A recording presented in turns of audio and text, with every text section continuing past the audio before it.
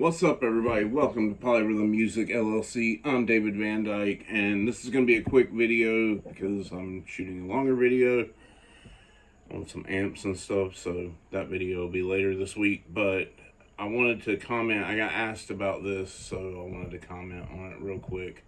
And it's the Kyle Beats video. And you're going to see me glance down because I'm having to look at notes because I watched the video and kind of took some quick notes. Kyle Beats posted a video where he said that, a big time artist had stolen one of his beats or his loops. And for those that don't know, I know a lot of people on my channel, play guitar and drums and have bands, things like that. But there is an entire industry that's just creating samples and loops and beats, and they post them up online for sale and different things, But apparently the quick story is Kyle Beats and his friend Derez created a drum loop sample pack at one point, and a rapper or musician, I'm not sure, I don't know the artist, called That Mexican OT created a song that went platinum using one of the sample loops or beats, whatever. And Kyle Beats and Derez weren't credited and they weren't paid for it. And so he goes through this whole almost 20-minute video explaining how he's just found out and he wants to get Derez a plaque because, a platinum plaque because the song went platinum, from RIAA, which is the company that, the company audits your sales, and now they do streams as well to certify things gold, platinum, diamond. And so for a producer, that's a big deal. Even just that plaque, you can use that to boost your standing and kind of really sell your product more and make you a more high profile producer. So completely understandable, you want to be credited. And so he contacts Mexican OT, or That Mexican OT, his group, his representation, his management, things like that. And they basically want to know, what do you want? And they handle things extremely well. I mean, extremely well. And ultimately, he does get the plaque. But what you find out at the end of the video is the pack was from a royalty-free pack. Now, what does that mean? Well, the quick version is when you create something, a musical piece, let's say, and you do it for somebody else, you sell it, let's say a drum beat, you sell that drum beat to somebody else, they make a song with it, and then that song goes on to sell. You are entitled to a piece of those sales, given you don't give it to them. So in a royalty-free setting, you've given up the right to have any money, come back to you. Now, that being said, royalty-free does not necessarily mean credit-free, which is where the hang-up here happens, is because, Kyle Beats and Derez weren't credited. You find out later on that, That Mexican OT had, he has songwriters, a producer wrote the track for him, which is all the musical accompaniment, not just the drum beat. And he used that drum beat, and, a lot of times artists don't know where these pieces come from. People pull different things together. Most famously of this was a couple years back,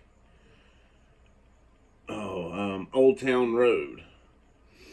That was sampled. A guy created the track off of samples. He sampled a Nine Inch Nails song. He sampled something else, but the kid sampled all these pieces, and then ultimately it got to the artist, who then used it, and it blew up and became what it was. And the kid at the time that made the track, he didn't, he ultimately got paid in the end, but At the time, he wasn't making anything as the song was blowing up. So, there was a couple things in this video that jumped out to me as a lie, kind of right off. And I'm not saying Kyle Beats lied. Now, did he manipulate the story for entertainment value and suspense and drama? Sure, because he doesn't tell you till the end that it was a royalty-free drum pack or loop pack. And that's a big thing, because in the video that he's talking to that Mexican OT's representation, they want to know how much money do you want. You know, we usually give away X amount of money for this type of thing, usually a couple grand. And then you find out at the end, oh, well, it's royalty free, so they don't get any money, nor should they. They gave it away. That being said, had they sold it, then there would have been a transaction. They would have been owed some financial back end, and they would have been owed a piece of future sales. So there would have been a royalty payment to be paid out. And there's a lot of different ways that gets calculated, and who calculates it, and what the agreements are, those type of things. I'm not going to get into all that. So for my take, I understand the presentation for drama. It's YouTube. I get it. But here's what I want to say. The part of that most to me felt like a lie, and it's not, but don't watch that video expecting, if this happens to you, that your things are going to go that well. Because most people in the music industry, or entertainment in general, don't go that well. You know, luckily that Mexican OT's group, hardcore, great dudes, want to do business the right way. They care about relationships in the industry, and that's really what you need to focus on. Because they were under no obligation. Now, what was not mentioned in the video, or at least if it was, I missed it, is they never say in the royalty-free pack they released, usually the pack will have somewhere in there, like, you know, if you use one of these beats, we want to be credited. Sometimes, though, there's no clearance needed, it's just out. So I don't know how that was stipulated first. Okay, so we don't know. That Mexican OT's group did an awesome job, though, of making sure to get credit. You still had to buy the plaque. They had to buy the platinum plaque for Derez, which is still great. He's got one on his wall. I don't, yet. Yet. So, here's the thing. I've worked in entertainment for over 20 years. Usually things don't go that way. Okay, most people aren't concerned with that type of business. It would, the standard response probably would have been, dude, it's royalty free. We don't owe you any money right off the bat. So there's nothing to talk about. And then the credit thing would have been an argument. At one point, Kyle Beats calls his attorney to get some input. The attorney tells him to go ahead with negotiations. He'd already contacted that Mexican OT's management team. My entertainment attorney, would hang me if I reached out without his knowledge, number one. And number two, under no circumstances would he let me negotiate. Now, I understand Kyle Beats' angle here of not sending his lawyer right away. And for sure, you can reach out and make contact. But, and I'm going to say this probably multiple times in this video, never negotiate without your attorney. Let's just start there. Entertainment attorneys are not hard to find, and there are so many little things in the industry. I'll give you a quick story. I've worked in comics for 15 years. And early in my career, I worked with a guy. We developed a concept. I worked for about a year on a book we had planned to put out. I had to stop. I tore a ligament in my hand. I couldn't draw for a couple months. I let him know. We were partners, 50-50 partners. I had all the emails discussing that, which is another thing I'll get into. And I put a lot of work into that. Well, in my off time while I was recovering, I got a comic book, and started reading it and noticed that, like, man, the names are the same. The story's kind of the same. Wait a minute, the title's even kind of similar. And I let the guy know, you know, my partner, who we were friends, like I thought. I contacted him and said, hey, have you seen this? Do you know about this?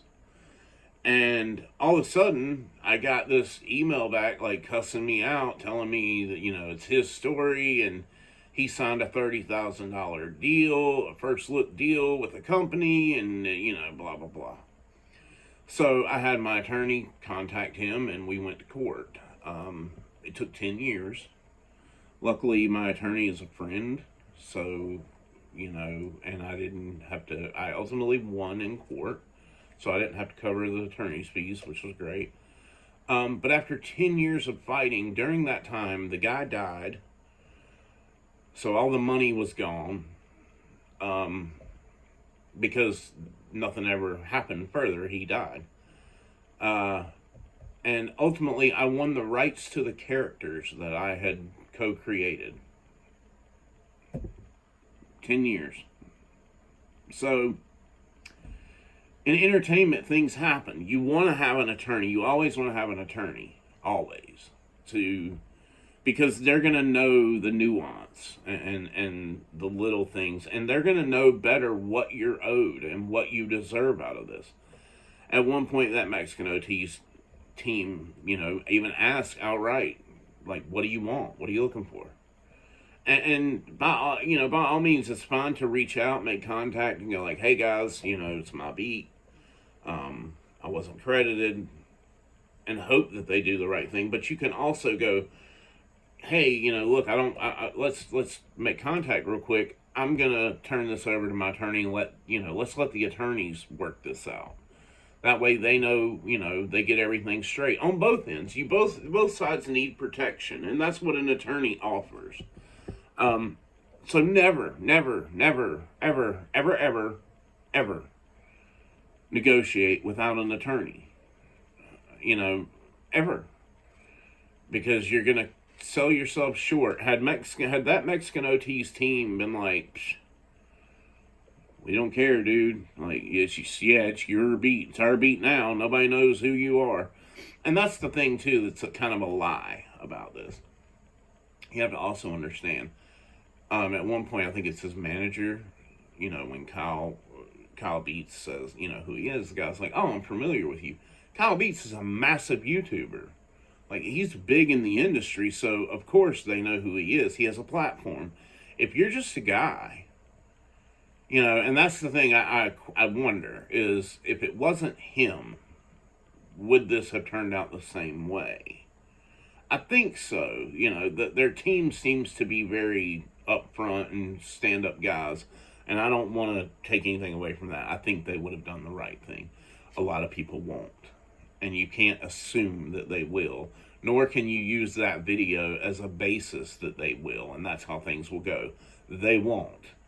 You know, even people you think are your friends, when money gets involved, things get sticky. So both sides need that protection. And if you don't have a platform, you definitely need a lawyer. 100%. So, I give credit that the video sparks an interesting discussion in the music industry, in the music community, about the business side of things. I think that needs to be talked about a lot more. You know, I come into this with a lot of experience in music, but even more experience on the business side and entertainment. Having worked in comics and movies and things like that in that industry for so long, I've dealt with a lot of it. But it all applies. It all rolls over to music, you know, just the scoring's different as far as points and things. Which is a whole other video. Which, if I get enough likes on, you know, this video, if you want to hear more about how points work and an album breaks down, leave it in the comments and I'll make that video. So, I think, to summarize, let the lawyers handle it for sure. And that just because lawyers involved in that Mexican OT's team would know this. Just because lawyers get involved, it doesn't have to be nasty. That doesn't automatically. And when you get involved into the business side of entertainment, most people don't take offense to it at all. Unless you're suing them. But if you're just having lawyers negotiate, like, most people don't mind at all. That's the norm. Definitely don't expect things to go this way, though. I think that's the one thing about this. I'm glad the situation worked out that way for them, but I don't like the representation that this is the norm. It's not. And, I'm glad that Mexican OT's people are stand-up people, and if you want to support a stand-up artist with a stand-up team, go look him up. Like I said, I don't know anything about him, but I would definitely support him doing well because he has a good team around him that seem to be stand-up guys that just want to do clean business and do things the right way. There's enough to go around for everybody, and that's the way they treat it. I would also say I understand in the music production side of things in this industry, a lot of people do drum packs and give them away royalty free because you're more likely to have people use your stuff because they don't have to come back and clear it with you. But there has to be some way you could charge $1 for your pack. And that $1 would make it an official transaction, at which point you could, you also need to be clear about you want credit. At one point, in another video I was watching in relation to this, the guy was saying like he had put out, not Kyle Beats, but the guy I was watching was talking about he had put out a pack before, and there's a read me note attached in the pack that clearly says, write me here and I want 20% and give me this. No one reads that stuff. You got to make it clear up front. So put it under the title, like, I must be credited. You definitely want to make sure that part's clear. So yeah, interesting discussion. But I do think the video was a bit of a stretch. Things don't go that way, number one. Again, I'm going to keep, I know I've said that 50 times in lawyer, but really, they don't. And it was royalty free. There's nothing to really talk about. He could have started right there. It was a royalty free pack. You're not owed any money. So if you want to be owed money for future use of your work, retain those rights. Those are your rights. The instant you create the thing, it is, the copyright law says it's in existence, it's yours to do with. As if you you give that away, you're giving up future money. So always keep that in mind. Definitely you want to get your name out there and get promoted, but also understand that you're giving away future rights as well. And a lot of times I see people write deals where they, the initial use is, or download is free, but, in future, in perpetuity, they require some compensation. I've seen, attorneys do that. My attorney's done that. Yeah, it's an interesting thing, but I don't know that it was the most realistic. I'm glad it went that way for Kyle Beats and Derez. I'm always glad when an artist gets at least the credit they're deserved. But again, lawyer. Like that's the name of the game. So, like I said, I'm gonna make a quick video this week. Quick, it's 20 minutes. My bad. But yeah, I'm working on another couple videos. So keep an eye out for those. They'll be out later this week. Thanks for all the support as always. Let me know what you thought about the video. I know a lot of people in his comments got really angry about the dropping the royalty free at the end. That seemed to really rub people wrong, and I understand because they spent 20 minutes to learn that it was all kind of nothing to really talk about. Let me know what you think. Have you had beats that you've made go on to be used in songs that kind of blew up? And if so, what did you do? How'd you feel about the video? Let me know. And again, if you want me to break down how points on an album work, leave it in the comments and give me a like, and I will definitely do that video. Otherwise, subscribe. Stay tuned for the next one. Hit the bell for notifications, and I will see you in the next video. Later.